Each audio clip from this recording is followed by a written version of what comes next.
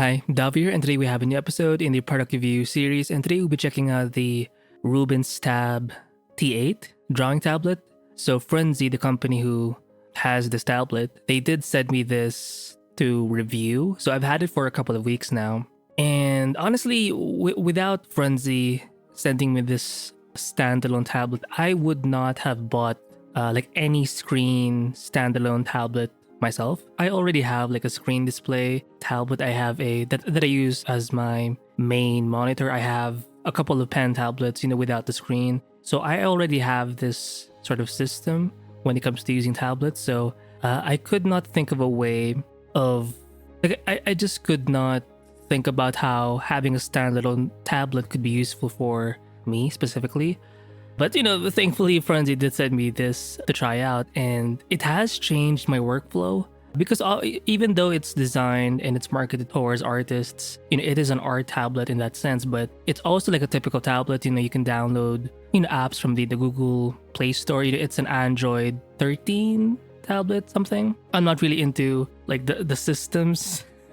I'm not that much of a tech guy, but it does serve as a tablet, but like a normal tablet. But also it's for artists because it has like a stylus with it. It has a like a glove. It's like it's just part of the whole thing. But yeah, it has changed the way I work. So before diving in on like the art stuff, I also use it not just for like art but for media consumption. So whenever I work on say Photoshop or CapCut on my computer, instead of having like YouTube on the side running in my laptop, I switched over to playing all of my media consumption stuff to this tablet. And I think it's a very useful thing because when you have like a bunch of other programs or browsers open while you're working on Photoshop or CapCut or some kind of art app, it does slow things down. And I've noticed my workflow just it's much faster when I have things separated this way. So my laptop is just focused on making the art, and I can watch or listen to something through this tablet. So this tablet is not just about the actual art making. It also serves as a solid media tab, and I think it does help with this kind of thing. Now, if you have a very fast like PC or whatever, it probably won't mean much. But if you're someone who's kind of not cheap, but limited, I think having this extra thing that's outside of your main sort of work laptop or computer, I think it's a nice thing to have. So aside from art, it serves as a great just a media tab to, because if you're making art, oftentimes you want to listen to some YouTube videos in the background or some kind of podcast maybe, or even some music. You can do that instead of having like a browser open or something. Why not just use a tablet? I mean, you can do this with a phone, but my phone is kind of small, so a tablet. This tablet is not too small that you can't really see anything. I think it's their smallest tablet, but it's big enough for you to actually watch something decent on it. So by the way, the stylus, it does have it's powered by a battery, a AAA battery, I believe. And they do send you like an extra one. So once this runs out, which will take, I don't know, years maybe, who knows, you can use that extra battery that they've provided. And I'll be honest, I think for this specific stylus pen, this Frunsi pen, I think it's even better weight-wise. First of all, aesthetically, it looks super cool. It also has a magnet, so it attaches to the tablet. It's kind of convenient in that way. But aesthetically, it just feels and looks really good. And compared to my other stylus pens, it has a nice weight to it. And that's often an issue that I face a lot with stylus pens, is they're often light. I've had tablets from, Parblo, Gammon, XPPen, and they're all kind of on the lighter side. The only one that I have that's a little bit, that's the right kind of weight is my Wacom stylus pen, which I've had like for years now. And plus this Frunsi stylus pen, like it just has a nice weight to it. It doesn't feel like it's gonna fly off. And because of that, it does feel a lot more premium. And this, by the way, does not, I don't think it has pen tilt. And it has a pressure sensitivity of 204 to 2048. I'm not sure if that means for the pen tablet. But the point is, it's not going to be a full on, because the numbers I usually hear for most tablets, like pen tablets or pen displays, is like 8,000 something, right? So this one only has like 2,000. So don't expect it to be in that sort of level. But it's still good. I've used it, and the pen pressure sensitivity for me is enough. And it does come with like a leather covering too, if you're into that. I do use it. I actually do prefer not having it, but I still have it just because I feel like it just protects the tablet because I'm afraid it might fall or something. So it's just nice to have. It also comes with, you know, the glove. You know, it's a drawing glove where it covers like 2 of your fingers. And I actually do like it just because it has like a garter around the wrist. So it feels like snug or tight, not tight in a bad way, but it just feels like it's more secure. So I do like a garterized version around the wrist when it comes to artist gloves. And it charges via a USB. It has a USB-C port and then it connects to a USB standard something. And it also has an adapter if you want to plug it through your socket. But I usually charge this tablet via my laptop, so it's super convenient. It's like a small sketchbook, like an A5 sized sketchbook. It's very convenient. So if you're if you're not planning to have like a super large tablet, or maybe you're a beginner, or you just want to have something on the side to like a side screen display standalone tablet, and you're not really going for like you don't need that big of a tablet, I think this is a good tablet to have.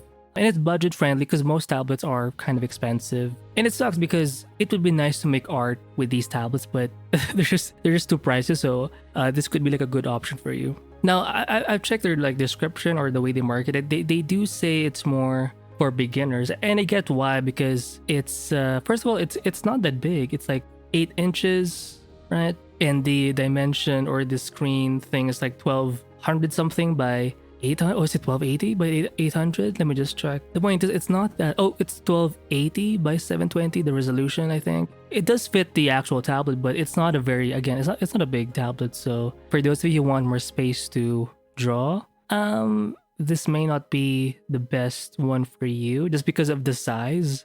But I do use it for like doodles or quick paintings. I'll try to feature some videos of me using this tablet. One other feature, which is a super nice touch, and you can tell they did think about artists, is it's sort of built in the tablet. You don't need to download a screen recording software, which I did because I did not know they had this. I don't even think they say it in their like description, but it's just part of their I'm not sure if all Android tablets have this because it's been a while since I've had an Android tablet, but when you drag down the menu from the top, you have an option to screen record, like it's right there, and it just makes things easier because, you know, we do like to record our processes. We like making time-lapse videos, so I know a lot of art programs have this feature, but it's kind of different because it records your strokes, so you often don't even see the UI, which kind of sucks. But in this case, you can just hit start and it does a countdown, and then it records your whole thing.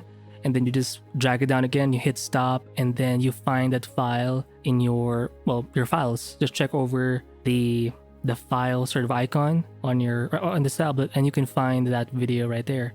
So it's super convenient, and I think it's great for content creation. And when I draw on this tablet, I prefer drawing on it portrait mode instead of landscape. I think it's just too small for a landscape kind of format, because I think the size is the thing for me. I think it would be better to use landscape if it was a lot larger, like 10 inches plus or something, because you have more room. But portrait mode is like the perfect, it feels like an actual sketchbook because of how conveniently sized it is. And I mentioned this in a couple of, I think in the past product review, reviewing the A5 sketchbook of ArtX. I talked about how the A5 size is just a very convenient size, and I'm not sure what the actual numbers are, but it's fairly close. It's like an A5 sized tablet, so to me it's just super convenient. Another thing to consider, guys, is you do have to play around with apps, with art apps, because you do get like free apps that you don't have to download. It kind of comes with the tablet itself. So you have, I believe, Sketchbook and a bunch of other apps. I'm not into them. I've tried using Sketchbook, but it just doesn't feel as intuitive. So I think it's important to recommend some apps that I think work well with this tablet for me. For those of you who've seen the way I draw or paint, I mainly use two major programs, Clip Studio Paint and Photoshop. So I'm going to recommend apps that are kind of like that. First of all, there is Clip Studio Paint for an Android system, so you can try that out. I do have it. But there are other apps that are not as well known. They're kind of well known, but they're just not as big as Clip Studio Paint. The other two I would recommend is Infinite Painter and High Paint. I mean, there are plenty of art apps out there, but these are just the top 3 I would recommend specifically for artists, just because of how I'm trying to think of I think I need to maybe rank these apps, I think number one for me would have to be High Paint, and then the second would have to be Infinite Painter. Even though I've downloaded Clip Studio Paint, I actually don't use it as much. It does have like a simple mode, meaning because it does have like the standard studio UI, the kind of UI you would see or user interface you would see on your like laptop or computer. So it does have that, but it has like a simplified version that's a little more intuitive for those of you who have tablets. So that's cool if you're interested. Although honestly for me, I haven't used it as much. It's hard for me to give a lot of feedback or commentary on it, but I do know that I do mainly use High Paint. I've tried painting a little bit on Infinite Painter. I believe it's like the Android version of Procreate, because you can't download Procreate on Android. It doesn't have, like, you don't have an Android version of, like, it's not available on Android. So if you want that Procreate vibe, I do recommend Infinite Painter. To me, High Paint has the most like features, and it feels a lot like Photoshop for me. So I do recommend that. And I think the apps do help, just because for some apps like these, you can change the pressure sensitivity. So you can have a lot more control over your pen pressure, because sometimes when you open an art app and you start drawing or painting, the pressure doesn't register. It doesn't mean it doesn't work. It just means the app itself is sort of lacking in that customization. And I do think this kind of thing matters. Pen pressure to me is very essential, especially for artists. You know, we want to be in control of our strokes, right? So I do recommend these apps just because you can customize the sensitivity of your pen a lot more. High Paint, Infinite Painter, and Clip Studio Paint. I'm sure there's more, but these are the ones that I've used, and I think they work really well. And again, hopefully you can see some time lapses in the background of how I use it. There is a learning curve. I'll admit there was a bit of a frustration phase just because I wasn't used to drawing on a standalone tablet, and I couldn't figure out like how to draw on it. Like, should I draw on landscape mode or portrait mode? Should I put it on some kind of stand? Should I hold the tablet on one hand and then draw with the other? So these are things you have to sort of figure out. But after this kind of learning curve, you will eventually find a system, a process, a way of using this tablet. You know, just make sure it works for your specific needs. And for me, I'm not going to use this tablet for like my main artwork, just because of how, first of all, its size, and I just have way more options when I use my laptop or my screen display tablet or my pen tablet. It's just much, I have way more freedom here, or when I'm using those tools. What I do use this tablet for is like quick concepts, doodles, and it kind of encourages you to do that, because you don't have, even if you have a lot of options, it's going to be frustrating when you keep going back and forth between all sorts of tools. So it kind of forces you to be a bit more efficient, more direct, which I do like. So it's also a great practice tool. Let's say if I need to figure out something quickly, I don't have to like open up Photoshop or Clip Studio Paint. I can just open up one of my art apps on this tablet, and I can just sketch something out quickly and figure out like a certain pose, a certain kind of composition. And you can do that really fast with this tablet. So I do like that sort of quick notes kind of thing. It's like a notepad, but it's not a notepad. It's like an actual tablet that you can draw with, paint with. So I do like that sort of vibe, and I just think it's a very useful thing to have. And again, I would not have bought any kind of screen standalone tablet, but now that I have this, I think it's essential. Again, it's not just an art tablet. I do recommend you use it for media consumption as well, just because it takes away the CPU stress from your laptop or computer. So you can work fully on your like laptop or PC. So it does help you in that regard. And it's just nice to have something that you can watch something on, but at the same time draw on it. Like, that portability may mean to me, I do use it, but I don't really go out and draw a lot. But I do like that aspect of portability. And if you look at it, especially when you have this leather covering with it, it just looks like a normal sketchbook or notebook. So it's convenient. It does have a camera. I've tried using the camera, the back camera, the front camera. It's not the best, and I don't really think it's as useful. Like, my iPhone has a better camera than this. My webcam is better than this two sets of cameras. But yeah, I would not bet on the cameras. So it's not a perfect tablet. So to me, that's like the main thing. Like, why even add it if it's not as good, you know. But everything else, it's pretty solid. Oh, and the screen, by the way, it's not matte, it's glass. So I think it's the same for like an iPad. So if you need like a screen protector or something, I don't use one because I don't feel like I need one. Oh, and a side note, you do need to take off a layer. You don't have to, but it's recommended in like the instructions to take off that protective layer. So I think that's what the white gloves are for. Because in the box, they do give you a set of white gloves. And I'm guessing that's what it's for because it will shatter. It's kind of a hard plastic when you sort of peel it off or break it off. Because that's what I had to do. But the thing is, when I broke it off, I just used my hands. So there were all of these like little bits of plastic, which probably penetrated my skin a bit. So you may want to use these gloves instead to do that. But that's my guess. I'm not really, I believe that's what the white gloves are for. But yeah, because I don't think they're drawing gloves because you already have like an artist glove, the one that has the garter. But yeah, it also has like a nice brush. It looks like a lipstick, but it's actually like a brush that you can use to clean your tablet. I don't use it as much, but it's nice to have. You can use it for any kind of tablet. So who is this tablet for? I think it's for someone.